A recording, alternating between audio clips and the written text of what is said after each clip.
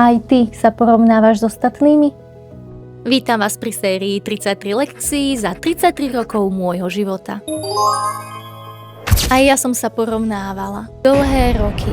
Pozerala som na ostatných a mala som pocit, že sú lepší, úspešnejší, krajší, že žijú svoj vysnívaný život. A mne život nadeľuje len jednu výzvu za druhou. A čím viac som sa porovnávala, tým menej som si verila. Cítila som sa menej cenná.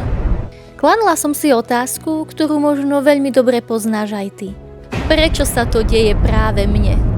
Všetci naokolo žiarili šťastím a ja som sa len nečine prizerala a v tichosti im závidela. Až raz som si kúpila motivačný diár a tam bola veta, ktorá mi zmenila pohľad na celé porovnávanie.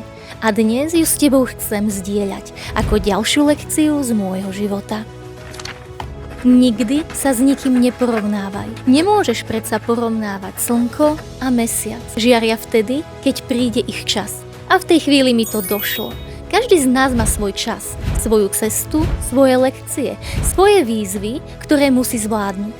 Mnohokrát vidíme výsledok, ale nevieme, čím všetkým si tí ľudia prešli, koľko prekážok museli prekonať, koľko noci prebdeli, kým dosiahli úspech. A tak ti dnes chcem povedať toto.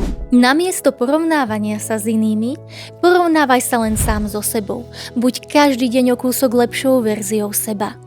A tí, ktorých sleduješ, nech sú pre teba inšpiráciou. Zisti, čo pre svoj úspech urobili, čo sa naučili, čo obetovali. A urob to tiež. Lebo ak to dokázal niekto iný, dokážeš to aj ty. A ak to ešte nikto nedokázal, buď ten, kto svetu ukáže, že sa to dá. Nasleduj svoje sny a každý jeden deň urob aspoň jeden krok smerom k svojim snom. A aj ty budeš žiariť, keď príde tvoj čas. A my sa vidíme už zajtra pri ďalšej lekcii, ktorú ma naučil život.